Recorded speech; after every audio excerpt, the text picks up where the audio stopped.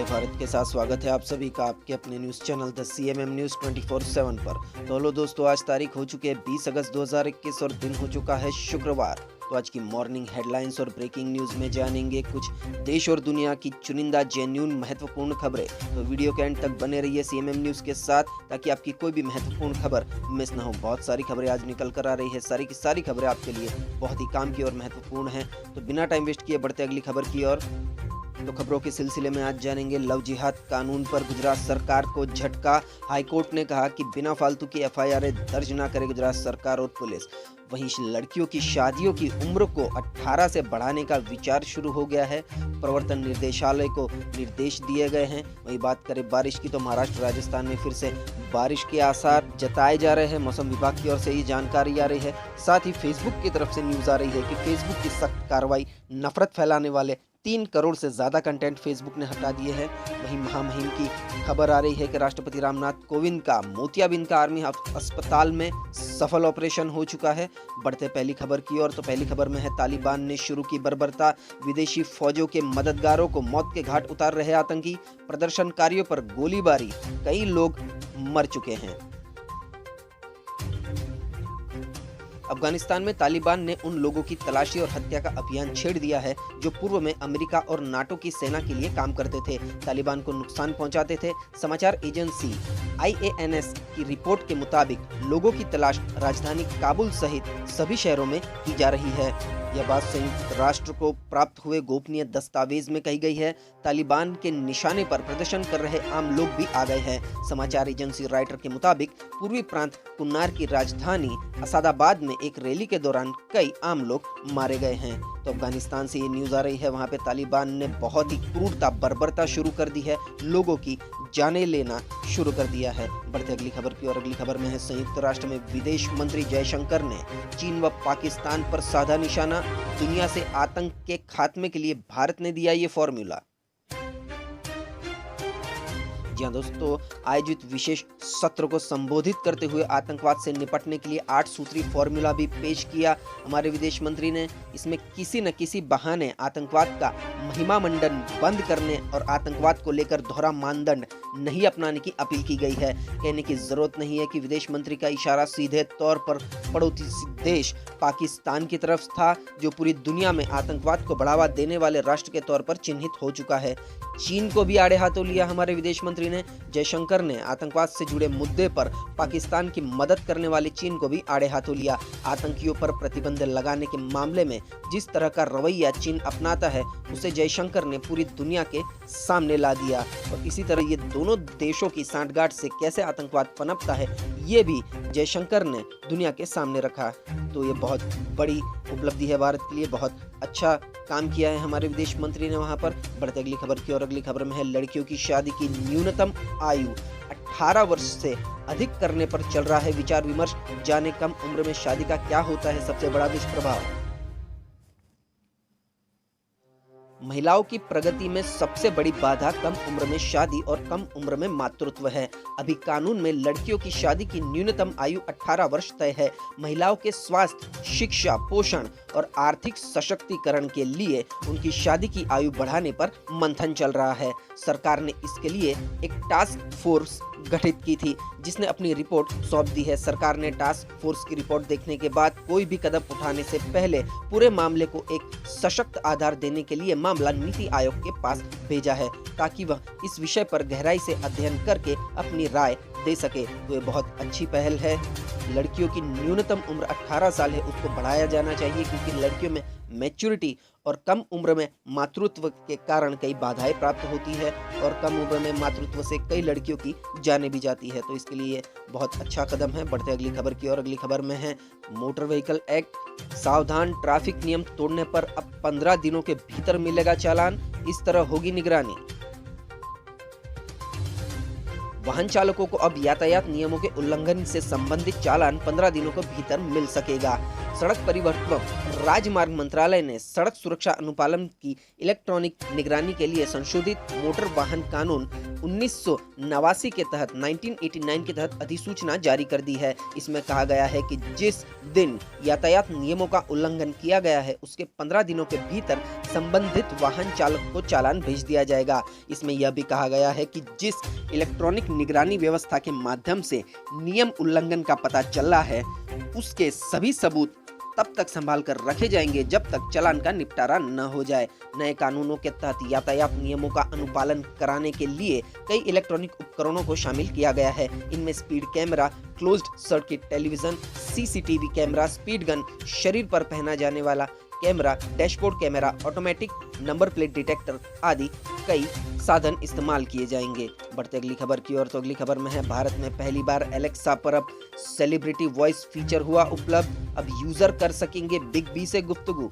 जी हाँ दोस्तों, artificial intelligent Alexa जो कि होम ऑटोमेशन में काम आता है, कंप्यूटर में भी काम आता है, कई लोगों ने इसे यूज भी किया है, जिसमें हम वॉइस रिकॉग्नाइजेशन सॉफ्टवेयर का यूज करते हैं। हम अगर सॉफ्टवेयर को बोलते हैं कि गाना प्ले करो तो सामने से सॉफ्टवेयर भी बोलता है जी हम गाना प्ले कर रहे हैं। उसी के लिए अब अमिताभ बच्चन जो एलेक्सा है जो आर्टिफिशियल इंटेलिजेंस को प्रोवाइड करता है, तो एलेक्सा ने अमिताभ बच्चन की आवाज़ अब ले ली है।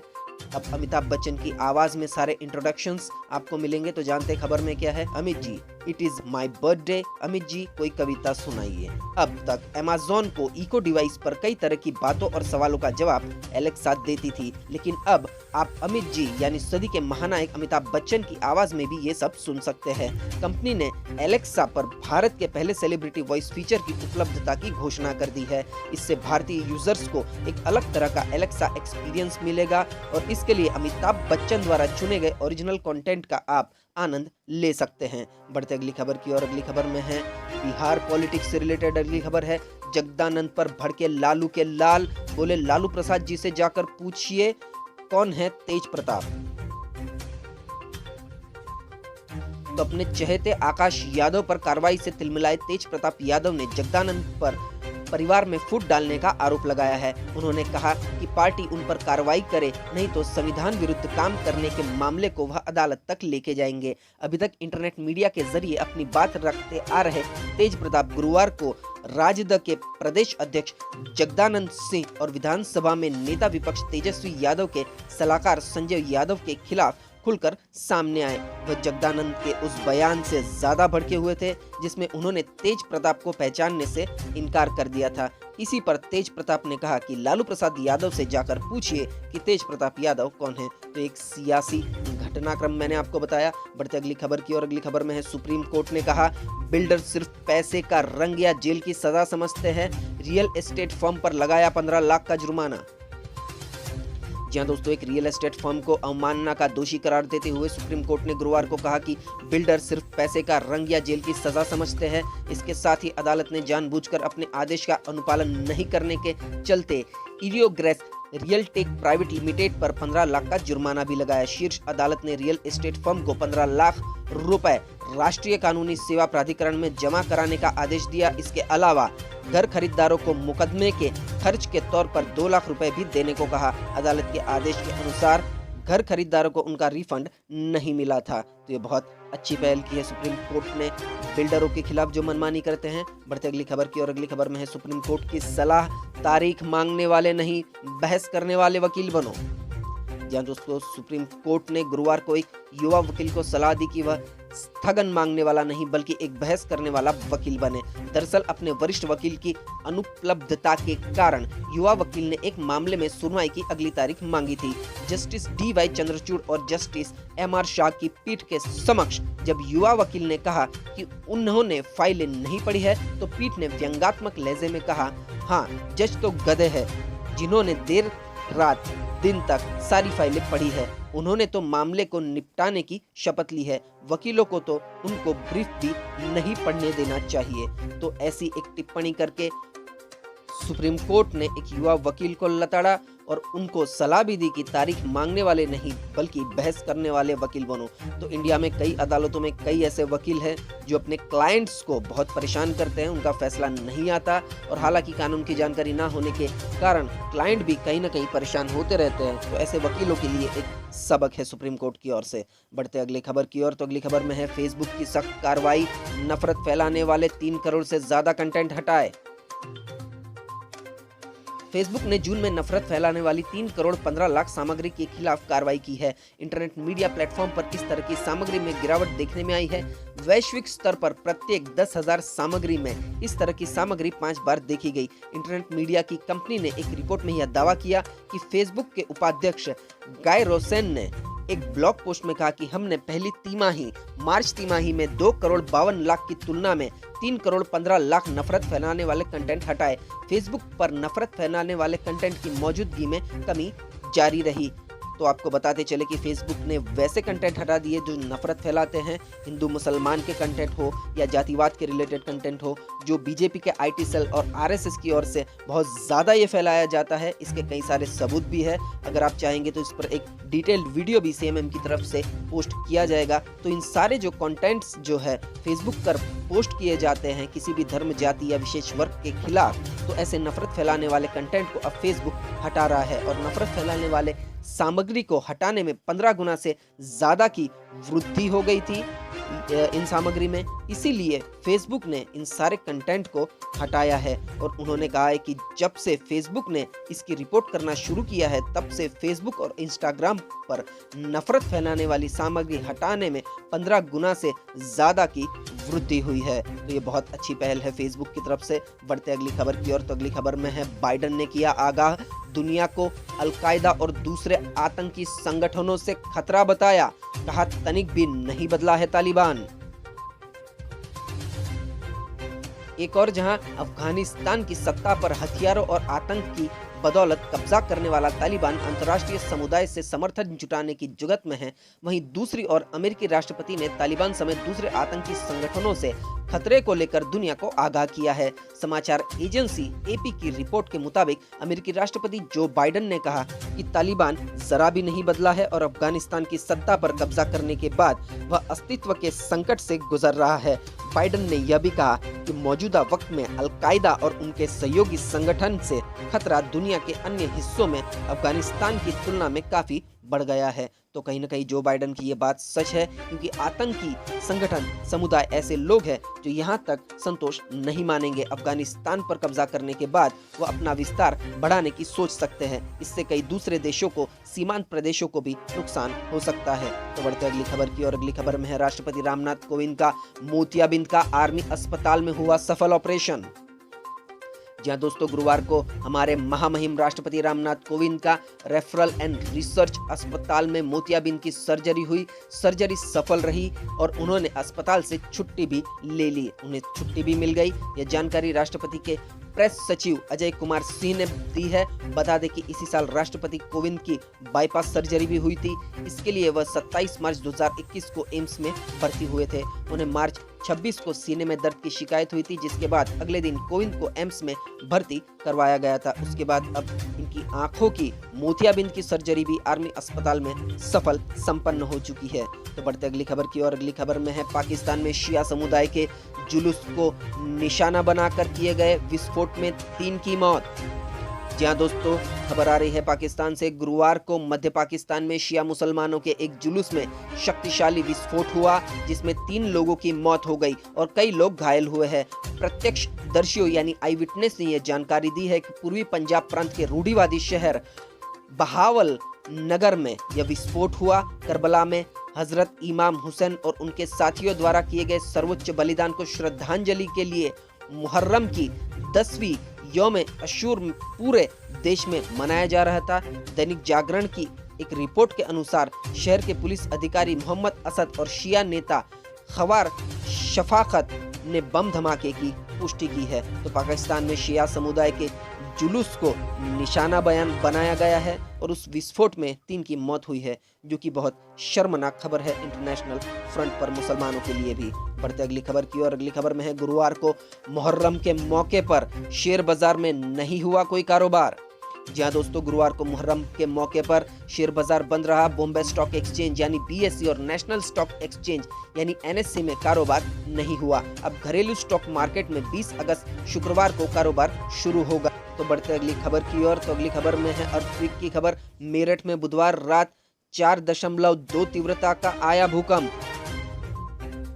तो ये खबर है बुधवार की। अचानक बुधवार रात को मेरठ में भूकंप के झटके महसूस किए गए। इसके बाद आनंद फानन में सभी घर से बाहर निकलकर सुरक्षित स्थान पर जाने लगे। भूकंप को मेरठ सहित आसपास के अन्य जिलों में महसूस किया गया।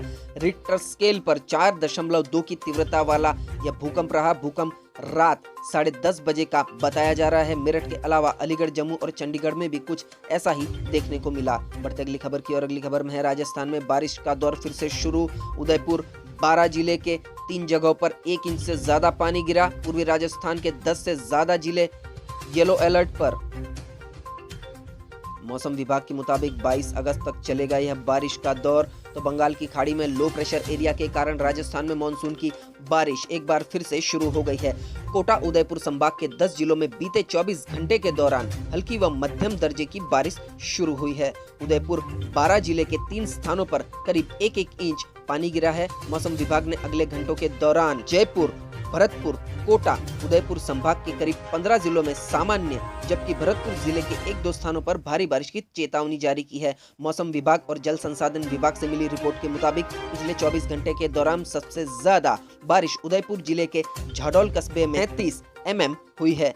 इसी तरह उदयपुर के बड़गांव में 25, गिरवा में 6, राजसमंद में 2, झालावाड़ के डग में 17, अकलेरा में 10, मनोहर थाना में 10, गागरीन में 8, पिड़वा में 6, डूंगरपुर के सागवाड़ा में 2, भिलवाड़ा के मांडलगढ़ में 2, बारां के छबड़ा में 28, बांसवाड़ा के दानपुर में 12 और केसरपुरा में 7, कुशलगढ़ में 4 और बांसवाड़ा शहर में 3 मिलीमीटर बारिश दर्ज हुई है। तो ये राजस्थान की बारिश का ब्यौरा आपको सीएमएम न्यूज ने दिया है। बढ़ते अगली खबर की ओर। अगली खबर में है एमपी में अभी नहीं हटेगा नाइट कर्फ्यू। सरकार ने 31 अगस्त तक बढ़ाया। रात 11 से सुबह 6 बजे तक जारी रहेगा। सिनेमा घर और जिम 50% क्षमता के साथ खोले जा सकेंगे। तो एमपी में नाइट कर्फ्यू फिलहाल जारी रहेगा। सरकार ने इसे 31 अगस्त तक आगे बढ़ाया है। इसके साथ अन्य प्रतिबंध भी जारी रखे जाएंगे। सिनेमा घर और जिम 50% क्षमता के साथ खोले जा सकेंगे। उक्त प्रतिबंध शहरों में लागू तो रहेंगे, लेकिन ग्रामीण क्षेत्रों से सरकार पाबंदियां पहले ही हटा चुकी है। गुरुवार को गृह विभाग के अपर मुख्य सचिव डॉक्टर राजेश राजौरा ने आदेश जारी किए हैं। आपको बता दें कि सरकार ने 14 और 19 जुलाई को कोरोना के प्रतिबंधों में थोड़ी ढिलाई दी थी, लेकिन नाइट कर्फ्यू को नहीं हटाया था। वर्तमान में नाइट कर्फ्यू रात 11 से सुबह 6 बजे तक लागू है। हालांकि राजधानी में इसका पालन देखने को नहीं मिल रहा है भोपाल में, लेकिन लोगों को देर रात तक घूमते देखा जा सकता है। दुकानें भी खुली रहती है। तो इसी के साथ अब एमपी में ढील देने का कोई भी सरकार की तरफ से आदेश नहीं आया है और रात के 11 बजे से सुबह 6 बजे तक कर्फ्यू 31 अगस्त तक बढ़ा दिया है एमपी गवर्नमेंट ने। बढ़ते अगली खबर की और अगली खबर में है महाराष्ट्र में फिर कहर मचा सकती है बारिश। मौसम विभाग ने मुंबई समेत 13 जिलों के लिए जारी किया येलो अलर्ट। कई इलाकों में शुरू हुई बरसात। महाराष्ट्र में मानसून की बरसात एक बार फिर से कहर बरपा सकती है।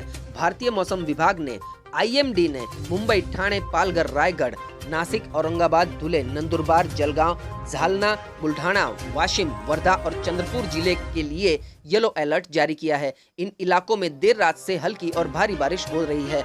आईएमडी के मुताबिक महाराष्ट्र के विदर्भ और आसपास के क्षेत्रों में गरज के साथ बारिश होने का अनुमान है।